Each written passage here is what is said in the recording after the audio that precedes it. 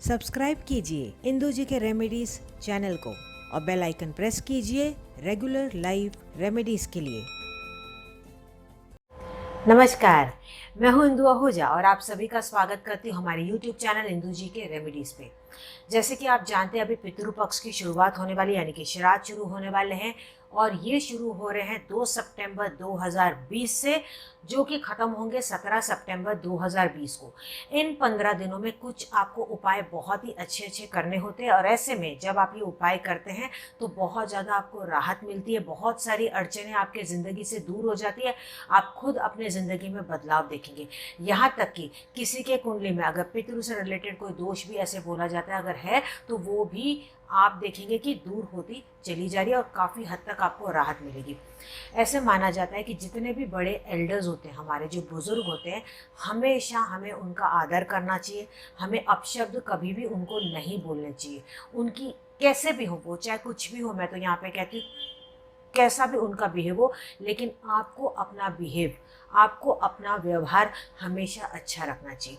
जितना आप उनसे आशीर्वाद लेंगे उतना ज़्यादा अच्छा है। केवल ये 15 दिन ही नहीं, हमेशा ही आपको उनका आशीर्वाद लेना चाहिए। जैसे ही आप झुकते हैं उनका आशीर्वाद लेने के लिए तो वो देखिए हमारे सर पे हाथ रखते हैं। सर पे हाथ रखते ही आपका जो ये क्राउन चक्र होता है ये एक्टिवेट हो जाता है। इससे आपके अंदर एक अलग शक्ति आती है। इसका मतलब है कि जो भी बुरी एनर्जीज़ हैं, जो भी बुरी शक्तियाँ हैं, उससे आपका बचाव होने लग जाता है। कई बार ऐसा भी होता है कि काम जो आपके नहीं बन पा रहे थे वो अचानक से काम आपके होने लग जाते हैं और अचानक से देखिए आपके जीवन में बदलाव आ जाता है। चाहे आपके कुंडली में कितना ही बुरा क्यों नहीं लिखा हो, लेकिन आपसे मैं यहाँ पे कहती हूँ कि अगर बड़ों का आशीर्वाद आप पे है ना तो वो तकलीफ कब आई कब गई आपको पता तक नहीं चलेगा। या ऐसा भी होता है कि बस यूँ छू के निकल गई लेकिन आपको कुछ भी नहीं हुआ। वाकई में बड़ों के आशीर्वाद में बहुत ज़्यादा शक्ति होती है, तो आपको बड़ों का बहुत ज़्यादा रिस्पेक्ट करना है, उनका आदर करना है। अच्छा, इसके बाद आपको ये चीज़ का भी ध्यान देना है कि जो भी बुज़ुर्ग हैं या जो भी गुजर चुके हैं आपकी फैमिली में, उनकी जो तस्वीर होती है, उनकी जो फोटोग्राफ होती है, वो हमेशा आप साउथ की वॉल पे लगाएं, दक्षिण की दीवार पे लगाएं। और जो दूसरा जो डायरेक्शन होता है वो होता है दक्षिण पश्चिम का कोना। तो या तो आप दक्षिण पश्चिम के कोने में तस्वीर लगा दें या उनकी तस्वीर दक्षिण पे लगा दें। लेकिन आपको यहाँ पे 2 बातों का और ध्यान रखना है, वो ये जो फोटोग्राफ आप लगाएंगे, दिशा तो मैंने आपको बता दी, लेकिन क्या आप ये बात जानते हैं कि जो आपने फोटोग्राफ लगाई है उसमें जो बैकग्राउंड है, उस पिक्चर में जो बैकग्राउंड है वो कभी भी नीला, काला या लाल, नारंगी या गुलाबी नहीं होना चाहिए। केवल वो क्रीम या ऑफ वाइट कलर का ही होना चाहिए बैकग्राउंड। उसमें आपको कभी भी डार्क बैकग्राउंड्स इस्तेमाल नहीं करने। अगर आप क्रीम ऑफ वाइट नहीं इस्तेमाल करना चाहते तो आप पेस्टल शेड्स कोई भी इस्तेमाल कर सकते हैं। दूसरी चीज़, कई लोग क्या करते हैं, दिया अगरबत्ती करते हैं और ताज़े ताज़े फूल भी चढ़ाते हैं। नहीं, ये आपको ऐसा नहीं करना है। अगर आप ऐसा करते हैं तो आप उनको जागृत कर देते, ये आपको नहीं करना है। आपको केवल उन पे चंदन का ही हार चढ़ाना है। जो चंदन के फूलों की जो माला होती है ना, केवल आपको वही माला उनके तस्वीर पे चढ़ानी है। आप उनके आगे प्रार्थना ज़रूर कर सकते हैं, आप उनके आगे इच्छा ज़रूर बोल सकते हैं। इन 15 दिनों में अगर आप दान पुण्य करते हैं, अपने हाथों से लोगों को अगर आप खिलाते हैं तो वो बहुत ज़्यादा अच्छा होता है। आप ब्राह्मण को खिला सकते हैं, आप गरीबों को खिला सकते हैं और ख़ास तौर पे आपको गाय, डॉग्स और कौवों को तो ज़रूर से खिलाना चाहिए। बहुत लोगों के घर में परंपरा होती है कि कौवों को वही चीज़ खिलाई जाती है जो उनके बुज़ुर्गों को पसंद था, थाली परोस के खिलाई जाती है। लेकिन आज मैं आपको और एक तरीका बताऊंगी। सपोज़ आप वो उस तरीके से आप नहीं बना पाते या आपका बहुत ज़्यादा हेक्टिक शेड्यूल है, आप वर्किंग है या हो सकता है आप आज तक नहीं करते आए हो या आपको पता ही नहीं कि कैसे करना है, तो मैं आज आपको ईजी टेक्निक बता दूंगी। अगर इस तरीके से भी आप बना के गाय को और कौवे को खिलाते हैं तो वो बहुत ज़्यादा अच्छा होगा। आपको क्या करना है, सिंपल सा यहाँ पे उपाय करना है। एक प्रेशर कुकर में आप चावल डाल दें, उसमें जो भी दालें आपके पास है वो थोड़ी थोड़ी दालें आप सब उसमें डाल दें। मामूली सा आपको चावल लेना, ज़्यादा नहीं लेना। तो चावल आप लेंगे, जितनी भी दालें आप वो ले लेंगे और जितनी भी सब्जियां आपको समझ में आती है वो थोड़ी थोड़ी सब्जियां आप उसमें डाल दें। ये सारी चीज़ें आप डाल देंगे, पानी डाल देंगे और आप हल्दी और नमक डाल के, उसमें घी भी डाल के आप उसको प्रेशर कुकर में सीटी लगा दें। सीटी लगा के उसकी एक प्रकार की खिचड़ी बन जाएगी। अब एक खिचड़ी बनने के बाद आप उसको एक बड़ा सा थाल ले लें या एक बड़ी सी प्लेट ले लें उसके अंदर ये सारा डाल दें। डालने के बाद आप उसके ऊपर रोटी तोड़ तोड़ के छोटी छोटी डाल दें। फिर जो भी मिठाई आपको समझ में आए वो आप डाल दें, या चीनी या गुड़ आप डाल दें, और फिर ये लेके जाके आप गाय को एक साथ खिला दें। और आप उसी में से थोड़ा सा आप कौवों को भी खिला सकते हैं।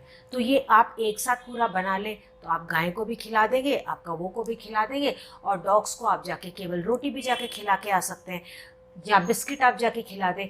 बहुत लोगों को देखिए घर में पता होता है, बड़े बुजुर्गों को, कि तिथि उसमें निकाली जाती है कि कौन से दिन उनका करना है। पर्टिकुलर पर्सन का, हर एक व्यक्ति का हर एक कोई ना कोई तिथि रहती है उन 15 दिनों में।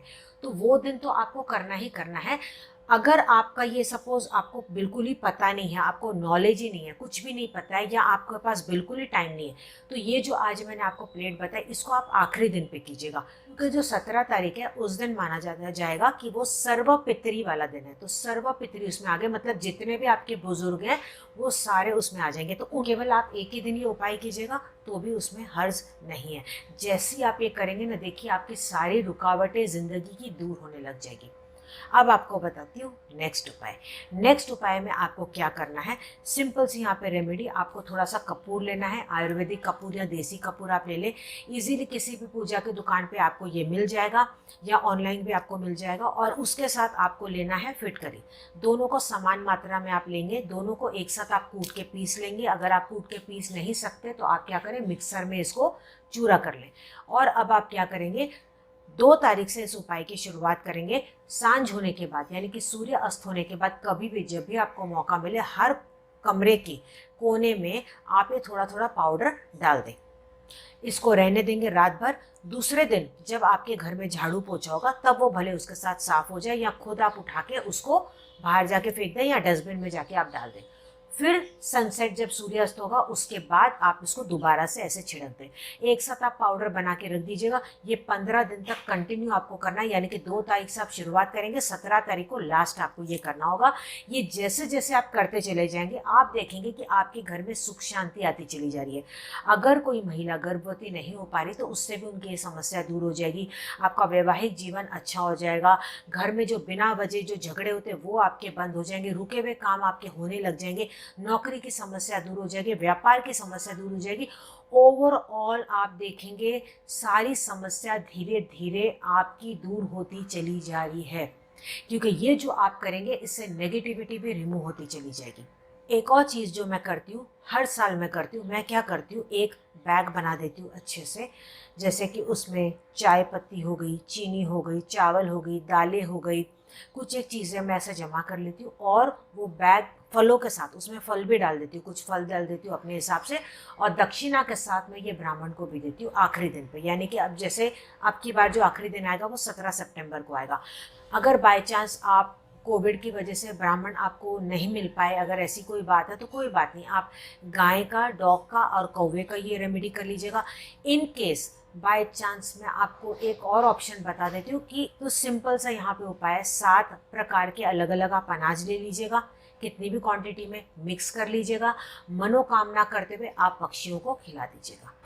ये आप कर सकते हैं, ये सबसे बेस्ट रेमेडी है जो आप कर सकते हैं। श्राद्धों के दिनों में ऐसा माना जाता है कि शेव नहीं करना चाहिए, बाल नहीं काटने चाहिए, अल्कोहल नहीं लेना चाहिए, नॉनवेज आपको अवॉइड करना चाहिए। जितना हो सके घर में आपको जो भी आपके घर में क्लटर है, अनवांटेड सामान है, उसको आपको निकाल देना चाहिए। सफाई जितनी हो सके करनी चाहिए। बहुत लोगों का ये मानना होता है कि आपको इन दिनों में शॉपिंग नहीं करनी चाहिए, लेकिन इसके विपरीत मैं करती हूँ और मुझे आशीर्वाद हमेशा मिला है। शॉपिंग आपकी मर्जी, आप कर सकते हैं। अगर आपके बड़े बुजुर्ग आपके घर के बोलते हैं कि नहीं करना है तो ठीक है, लेकिन हमारे घर में ऐसा नहीं माना जाता और हम लोग करते हैं। और वाकई में मेरे जीवन में तो बहुत ज़्यादा परिवर्तन है। उल्टा मैंने ये देखा है कि श्राद्धों के दिनों में ही उल्टा मैं और अच्छी अच्छी चीज़ें मेरे घर में बनती चली जाती है। तो ये डिपेंड करता है कि आपके घर में क्या फॉलो करते हैं, आप उस हिसाब से फॉलो कर सकते हैं। तो जितना हो सके आप इन उपायों को कीजिएगा और एक बार करके तो देखिएगा, फिर देखिए कैसे आपके जीवन में परिवर्तन आ जाएगा। हो सके तो इस वीडियो को ज़्यादा से ज़्यादा आप शेयर कीजिएगा अपने ग्रुप में। इससे क्या होगा, आपके थ्रू देखिए उनका भी भला हो जाएगा। मेरे चैनल को सब्सक्राइब नहीं किया तो ज़रूर से सब्सक्राइब कर लीजिएगा, बेल बटन भी प्रेस कर लीजिएगा। इससे जो भी आगे आने वाली वीडियोस है उसके बारे में आपको पता लगने लग जाएगा। और आप जानते हैं मेरे नए चैनल के बारे में, इंदु आहूजा, तो उसको भी आप ज़रूर से सब्सक्राइब कर लीजिएगा। उसमें मैं बहुत सारे अलग अलग वेरिएशंस में मैं सारे टॉपिक्स उसमें कवर करने की कोशिश करी हूँ जो इस चैनल पे मैं नहीं कर पाती। तो उम्मीद करती हूँ जैसे कि आपने मेरे इस चैनल को बहुत ज़्यादा प्यार दिया, इंदु आहूजा चैनल को भी आप उतना ही बहुत ज़्यादा प्यार देंगे। तो मिलते हैं अगले वीडियो में, तब तक आप अपना पूरा ध्यान रखिएगा। I wish you all the best, God bless you, नमस्कार।